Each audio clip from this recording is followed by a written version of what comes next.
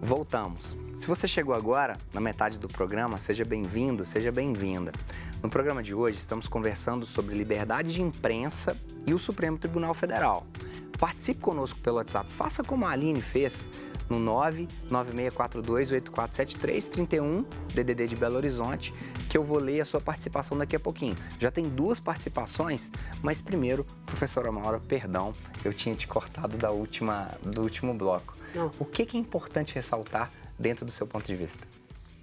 Eu queria chamar a atenção das pessoas, completando meu pensamento, para esse movimento de destruição do que está posto, das formas de governo democráticos no mundo inteiro. Forças muito inteligentes estão destruindo a democracia usando os instrumentos democráticos, destruindo a democracia por dentro. E eu chamaria a atenção para aqueles movimentos das diferentes primaveras árabes, de diferentes países árabes, destacando o caso do Egito. E aconteceu no Egito uma catástrofe, porque tiraram um ditador que era mais ou menos e colocaram o pior. Desconstruíram totalmente a Líbia. A Líbia hoje é o quê? Terra de ninguém, não é um país, não tem unidade nacional. Por quê? A Líbia também tem petróleo demais. E quando tem petróleo demais, isso é um risco. E é preciso prestar muita atenção, porque destruir uma forma de governo que até agora demonstrou, como dizia Churchill, né? A democracia é o pior regime, só que não tem outro. Então, preciso ter muito cuidado com isso, porque você não pode simplesmente querer acabar com tudo, senão você fica igual aquele adolescente, que é contra tudo, mas não tem nada para sugerir. Eu não sei se eu consigo mostrar. Hoje a seção livro está digital. Essa é a capa do Povo contra a Democracia, do Yasha Mounk. Esse livro de extrema importância que eu havia... Opa, agora aqui. Esse livro de extrema importância que tem muito do pensamento que a Maura está colocando, O Povo contra a Democracia. E tem um outro muito bom também, que é esse aqui, O Como as Democracias Morrem, do Steven Levitsky e do Daniel Ziblatt. Eles escreveram... o Yasha Mounk, aqui, está na página amarela da Veja dessa semana. Bacana. E o Steven Levitsky, Rafael, ele tem uma entrevista disponível no YouTube, bacana de ver depois, no Instituto Fernando Henrique Cardoso, para exatamente colocar as ideias que ele expõe no livro, próximo do que a professora Maura estava colocando. Qual que é o risco e o que o direito pode fazer para prevenir algo desse tipo? Pois bem, o direito por si só ele não existe, né? O direito envolve pessoas. Eu acho que a comunicação tem um papel mais importante do que o direito, às vezes, porque a comunicação gera comportamento. Então, enquanto professor, eu me preocupo muito da forma como eu comunico, dos valores que eu tento passar para os meus alunos, dos valores do direito, porque nós estamos vivendo uma crise, inclusive, dos direitos. Então, direitos fundamentais que a gente custou a conquistar, nós mesmos, e quando eu digo nós, eu digo a população, nós mesmos estamos abrindo mão deles. Então, a gente começa a falar que não é tão importante assim essa questão de discutir assuntos nas escolas. Escola não é para discutir, escola é para ensinar. Agora Maura, Rafael, Alessandra, eu pedi para o Rafael nos dar uma resposta, Alessandra, e ele está complicando mais ainda esse nosso desespero. Porque se há um cerceamento da imprensa e se há uma condução para a queda das democracias liberais, se existe um comprometimento da comunicação que tem sido também cerceada, Alessandra, o Rafael já apontou que a educação também tem sido alvo, né? Verdade. Marxismo cultural, professores que manipulam a cabeça dos meninos, Professores né? presos. Exatamente. Mas também podemos pensar que a arte, escola sem partido, que a arte, a Ana, nossa produtora, tem me chamado a atenção com relação a isso, que a arte também está sendo cerceada. Sim. Ou seja, grave. isso era até uma pauta de campanha da candidatura majoritária eleita, né? Acabar com a Lei Rouanet, mudar o nome, diminuir, artista não tem que ter dinheiro de governo. Alessandra, complô é esse? Isso é um complô muito perigoso, porque a arte, a cultura, elas são muito importantes na formação da identidade nacional, né? E quando você vai destruindo e minando essa área, isso é muito grave. Agora, eu acho que tudo tem também uma coisa que a Maura falou, eu acho que um problema que a gente enfrenta no Brasil tem como fundo o petróleo. Eu acho que o nosso pré-sal é um motivo da gente estar vivendo muito do que a gente vive hoje. Eu acho que tem a ver com interesses maiores, geopolíticos, internacionais, de olho no nosso petróleo. Alessandra, Rafael, Maura, Juan, daqui de Belo Horizonte. Juan, obrigado de você ter mandado a sua pergunta, a sua colocação. O Juan vai dizer, boa noite, o Supremo Tribunal Federal mesmo construiu e continua aceleradamente sua moral que já era pouca. Quem faz a fama deita na cama.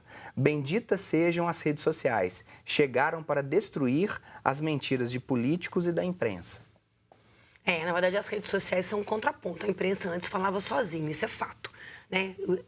A informação só existia quando ela saía num jornal, numa rádio ou numa televisão. Fora disso, ela não circulava. Agora, com as redes sociais, criou-se um contraponto, que por um lado é muito bom, porque não é bom que a imprensa fale sozinha, ainda mais uma imprensa feita nossa do Brasil, muito concentrada, muito hegemônica, né, com poucos conglomerados comandando toda a informação no Brasil. Isso não é bom para a democracia. Mas, por outro lado, virou também essa loucura de que terra de ninguém. Terra de ninguém. Né? Produção de muito conteúdo falso, o conteúdo falso que ganha um caráter de verdade e nada consegue combatê-lo. Então, eu acho que não sei por onde que a gente vai caminhar para solucionar. Amém as redes sociais? Não, eu acho o seguinte, as redes sociais, eu vejo que o papel negativo delas é maior do que o positivo. Na medida em que elas conseguiram fazer uma coisa que eu achava absolutamente impossível. O trabalhador defender, por exemplo, a reforma trabalhista, que é absolutamente contra ele. Né? Agora, no caso da Previdência, eu vejo pessoas que vão perder direitos básicos, que perdendo-os vão passar fome. E defendendo. Hoje eu estava conversando com uma aluna minha, ela defendendo a reforma da Previdência, eu comecei a fazer algumas perguntas e ela não soube responder. Rafael, permita-me te colocar na berlinda. Alessandra e Maura estão sendo corporativistas?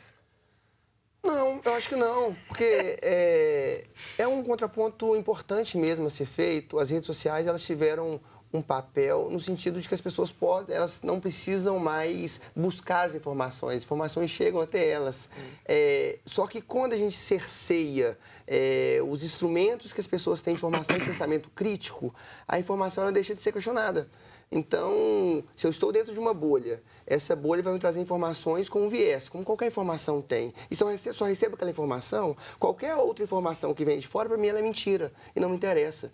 Então, eu vou seguir um caminho, e esse caminho, as redes sociais, sem nenhum comprometimento com questões técnicas, porque, querendo ou não, o jornalista fez um curso, o jornalista tem um método de chegar até a notícia.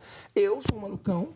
Eu monto um blog e no meu blog eu escrevo o que eu quiser, sem nenhum comprometimento. Incitando a violência. Em buscar fontes, em dar um contraponto. Fernando, lá de Sete Lagoas, obrigado pelo seu envio e eu vou fazer um bate-bola contigo, tá? Boa noite, meu nome é Fernando, sou de Sete Lagoas. A imprensa está preparada para iniciar uma nova fase de forma imparcial? E as jornalistas presentes estão dispostas a agir com imparcialidade e sem tendenciosas? Obrigado. Fernando, imagine a gente fazer um horizonte de debate onde ninguém omite a sua opinião. Então aqui, Maura, Rafael, Alessandra, elas não vão falar nenhuma opinião, Rafael também não. O que seria desse programa? Existe imprensa imparcial? Nunca. O que não existe na imprensa é imparcialidade. Porque o cidadão, as pessoas em si não são imparciais. Eu, como repórter, escolhi uma pauta. A escolha da pauta eu já coloco um pouco do meu pensamento, do que eu...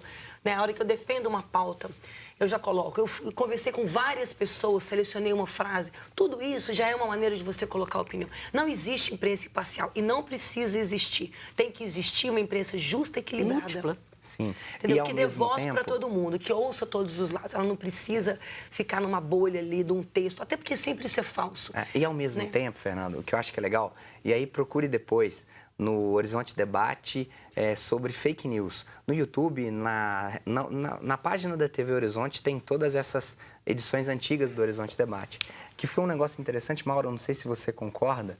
Eu me lembro que estava o professor Adriano Janturco, que esteve conosco na semana passada. Censurar as fake news também é mordaça. Então, quanto mais você que consome imprensa é crítico do seu ponto de vista, você exerce o seu poder de influência, é como um sujeito que está andando, Fernando, como você um dia, te desejo isso, caminhar na Quinta Avenida em Nova York e você comprar o New York Times, que é claramente contra Donald Trump, e ele assistir na sua casa, sei lá, a Fox News, que é a favor de Donald Trump. Cercear as fake news, é isso que tem que fazer? Não, eu acho que é multiplicar o acesso das pessoas a todos os tipos de ideias. Multiplicar essa facilidade. E educar o público para pensar. Porque meus alunos meus na faculdade falam comigo, professor, é muito difícil viver nesse mundo hoje. A gente tem muita informação e pouco tempo para digerir o que recebe. Então, a educação é que vai nos ajudar nesse sentido das pessoas receberem informação, saber digeri-la e produzir um pensamento próprio. Não ser conduzido, mas Sim. produzir uma ideia original e própria. Perfeito. É o que eu falei com a minha aluna hoje. Você tem que ler os dois lados, querida. E ela falou assim, eu tenho que pensar o que você acha. Eu falei, não, você tem que chegar a conclusões próprias. Perfeito. Maura, Rafael, Alessandra, a gente está caminhando para o finalzinho desse terceiro bloco e para o quarto, que é o último. Passa muito rápido. Vamos para um breve intervalo. Fica com a gente, até daqui a pouco.